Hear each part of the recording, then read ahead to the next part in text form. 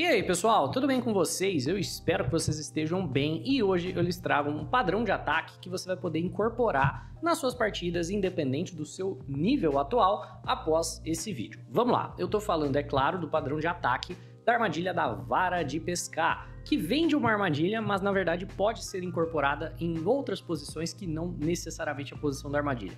Calma que você vai entender. Vamos lá, o jogador de brancas começa com E4, pretas jogam E5, tem cavalo em F3 ameaçando o peão da casa de E5, cavalo em C6 defendendo o peão e bispo em B5, abertura Ruy Lopes ou abertura espanhola. O jogador de brancas está pressionando o cavalo para depois pressionar o peão da casa de E5. As pretas seguem então com uma contra-ameaça, cavalo em F6, ameaçando o peão de E4 e as brancas fazem o roque. O natural dessa posição seria cavalo por E4, no entanto, o jogador de pretas vai para uma linha menos ortodoxa, que é uma linha meio golpista, meio de armadilha, que é cavalo em G4. Essa daqui é a variante da vara de pesca, eu particularmente não recomendo, mas eu acho ela boa pra gente explicar o que é o ataque, já que o ataque vem dessa armadilhazinha para iniciantes aqui.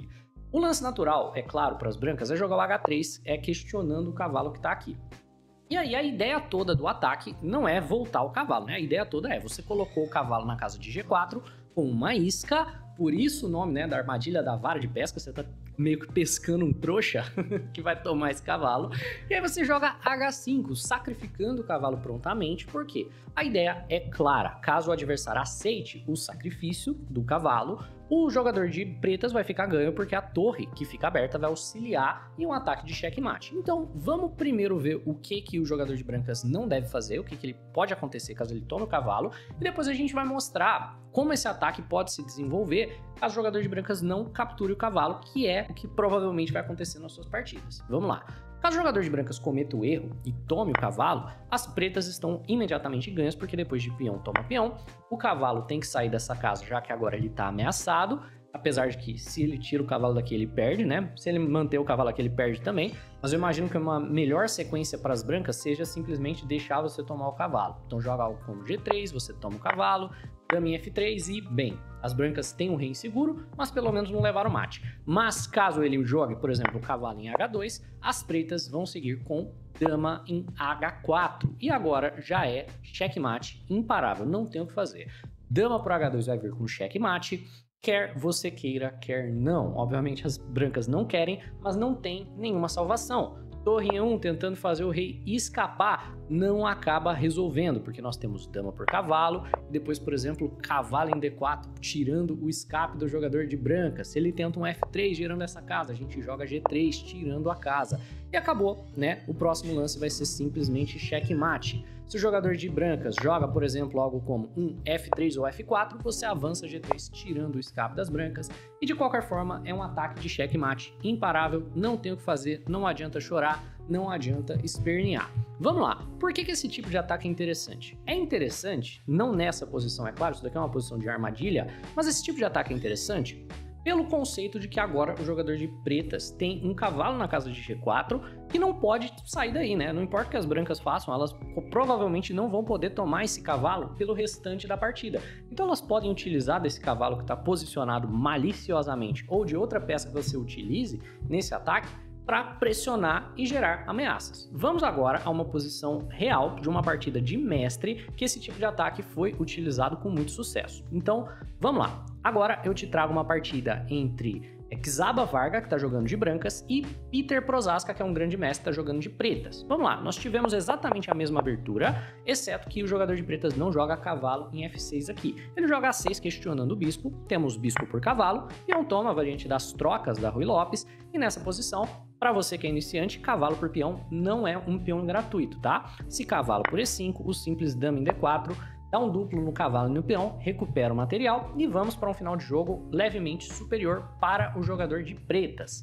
Então, o jogador de brancas simplesmente faz o roque, o Peter joga bispo em G4, cravando o cavalo, as brancas jogam H3 questionando o bispo, e olha que interessante. Nessa posição, se você captura o cavalo, primeiro você está abrindo mão do par de bispos sem razão nenhuma, né?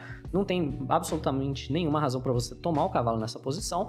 E se você joga bispo em H5, você está dando a oportunidade para o adversário jogar G4 e lidar de vez com a cravada. Então o Peter joga H5, que é um lance muito forte e é o melhor lance da posição. exatamente da mesma maneira, exceto que dessa vez não foi forçado, foi algo que aconteceu naturalmente. Ele encontra a ideia do ataque, ele vê a janela de oportunidade para sacrificar o bispo, como na vara de pescar. Se o jogador de brancas aceita o bispo sacrificado, a posição é imediatamente inferior pelo ataque de checkmate. Então, se o peão toma bispo, o peão toma, o cavalo tem que se movimentar. Na movimentação do cavalo, é checkmate imparável com dama em H4.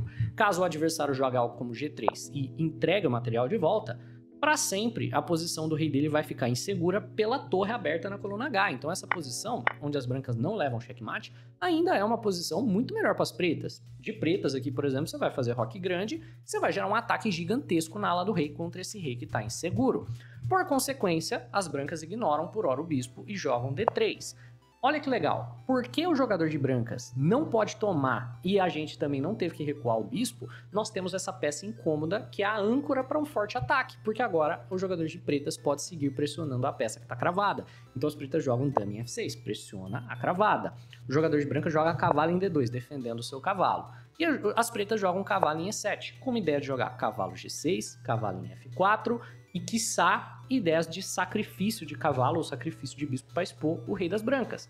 As brancas jogam torre em E1, temos cavalo em G6 e D4 por parte das brancas, tentando romper o centro, uma vez que o rei do jogador de pretas ainda está no centro, né? Já que pretas ainda não fizeram roque, faz bastante sentido para o jogador de brancas tentar essa ruptura central, e você, que é o jogador de pretas aqui, não quer capturar o peão, porque senão o seu ataque ele vai todo pelos ares, né? Com o centro aberto, o jogador de brancas vai avançar o peão, forçando você a movimentar a dama. Então as pretas jogam um simples cavalo em F4. E a ameaça, agora que a gente tem tantas peças ao redor desse rei que não podem ser capturadas, a posição não é nada fácil para as brancas, por exemplo, digamos que o jogador de brancas joga um lance impreciso na posição. Digamos que o jogador de brancas, por exemplo, joga o simples C3, mantendo aqui o centro bem estável. A gente vai, por exemplo, sacrificar o bispo na casa de H3 dentro de alguns lances. Então a gente resolve a tensão, né? Joga, por exemplo, bispo por H3 e se ele tomar, ele vai levar checkmate, com dama cheque e dama checkmate. Você vê quão forte é esse ataque do jogador de pretas, porque ele não teve que tirar o bispo da casa de G4. O que aconteceu de fato na partida foi que o jogador de brancas preferiu ceder à pressão. Ele prefere capturar o bispo, nós temos peão toma bispo, peão toma de volta. Se o cavalo se mexe, o ataque do jogador de pretas é poderosíssimo, então o jogador de brancas preferiu jogar G3 entregando o material de volta. Nós tivemos G por cavalo, dama por peão, o cavalo volta ofertando uma troca de damas, né? E, bem, independente da situação, o rei do jogador de brancas fica inseguro e as pretas têm uma torre na coluna aberta. Quer damas sejam trocadas, isso lá para um final, quer não. Na partida, as brancas ainda não quiseram levar para o final, jogaram peão, toma peão, e aí as pretas jogaram dama em H6, certo? O jogador de brancas teve que jogar dama em G2 para lidar com a ameaça de dama na casa de H2 cheque.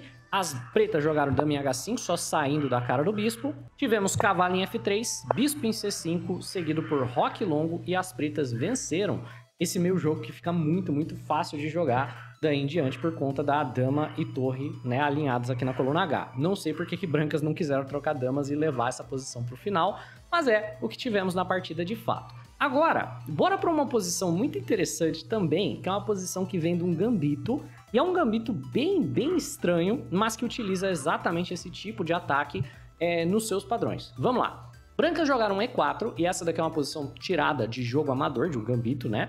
O jogador de preta jogou D5, a defesa escandinava. Tivemos E por D5 e C6, ofertando um peão. Essa daqui, por conta própria, é o gambito Blackburn. Você provavelmente já viu esse tipo de gambito a partir da escandinava, com C6 ou com E6. As brancas, aceitam o gambito, e as brancas, ao invés de tomar de cavalo, que é o normal, jogaram dama C7 e ofereceram meio que um gambito dinamarquês com as cores trocadas. Isso aqui é uma posição absurda. Mas vamos lá. C por B7 e bispo por B7. Só para eu reiterar o quão estranha essa posição, o jogador de brancas aqui, ó, tem 2 pontos de vantagem de acordo com o Stockfish. A barrinha tá dizendo que as brancas estão completamente ganhas. No entanto, pretas ganham mais de 60% das partidas nesse gambito. Só mostra o quão venenoso é esse tipo de gambito e por que você não deve entrar em linhas que você não conhece. Brancas jogam os lances naturais, só desenvolvem. Então, cavalo F3, cavalo C6, bispinha 2, cavalo F6 e roque. Brancas não jogaram nada de errado, jogaram lances completamente naturais e ainda retém algum grau de vantagem.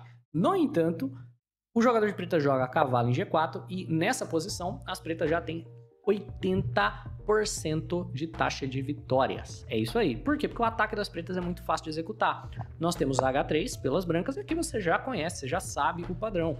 As pretas jogam H5. Qual que é a ideia? O cavalo jamais pode ser capturado enquanto o jogador de pretas tiver uma ameaça na casa de H2. E olha que interessante, isso daqui demonstra o poder desse tipo de ataque, porque esse cavalo não pode ser tomado, mas ele ajuda no ataque do jogador de pretas. O jogador de pretas está ameaçando checkmate caso esse cavalo seja removido daqui. O cavalo não pode sair, não pode ser capturado, e ao mesmo tempo ele é uma forte ameaça à segurança do rei das brancas. Se brancas saírem com um lance tipo aleatório, tipo D3, pretas já estão melhores, porque cavalo em D4, a gente vai se livrar desse cavalo da casa de F3, certo? E depois que a gente se livrar desse cavalo da casa de F3, nós vamos dar checkmate. Um lance como cavalo na casa de D2 não resolve, porque existem duas ameaças na casa de F3. Então, bispo por cavalo, cavalo por cavalo, e aqui o checkmate já é inevitável, né? Você vai tomar o cavalo, vai levar checkmate na casa de H2. Mas, é claro, o jogador de brancas lida com tudo isso que está acontecendo e joga o lance mais natural, mais forte aqui na posição, D4. Esse lance aqui é bem interessante porque para a ideia de cavalo por D4, para a ideia de cavalo em E5 para se livrar desse cavalo aqui. Pretas seguiram então simplesmente fazendo um roque longo e as brancas jogaram um simples C3 para solidificar o centro. E aí veio um brilhante lance que perde, mas é brilhante pela criatividade do lance. É cavalo por D4. Isso aqui é de um jogo amador aleatório no Lichess, né? Olha que legal. Cavalo por D4 é um lance que está ameaçando o cavalo duas vezes da mesma maneira. Se você simplesmente aceita o cavalo aqui, vai vir bispo por F3. No próximo lance, né? Você tá no sal independente do que você jogue. Quer você jogue peão toma cavalo, porque a gente vai ter peão toma de volta. O lance mais jogado aqui pelo jogador de brancas, né? O que as brancas jogaram aqui foi G3 e agora torre em H1, checkmate, né? Brancas tinham como se defender? Tinham como se defender. Depois de peão toma de volta, brancas tinham que jogar bispo em F4 para forçar uma troca de damas. É um sacrifício de bispo para colocar a sua dama. Então, ó, o checkmate está ameaçado novamente. G3 não resolve porque torre em H1 é checkmate, mas dama em C1 é cheque e força a troca de damas. É isso que o jogador de brancas tinha que ter jogado, mas ele não encontrou e as pretas venceram, e eu aposto que para esse jogador que venceu, ele se sentiu brilhante por esse sacrifício, apesar de não funcionar. Bem, pessoal, o padrão funciona. Esse padrão pode ser utilizado em qualquer nível de jogo e é um padrão de ataque muito comum em posições de roque em alas opostas. Então, cabe a você identificar quando vai surgir uma janela de oportunidade para usar esse ataque, cabe a você identificar quando ele funciona, quando não funciona, para você saber, enfim, quando você pode aplicar, quando o seu adversário está aplicando errado e você, bem, pode simplesmente capturar a peça. Então, esses exemplos eu espero que tenham servido no seu estudo de xadrez, eu espero que eles te tornem um jogador mais forte. Se você gostou desse vídeo, deixa um like, se inscreve no canal, um abraço e até a próxima.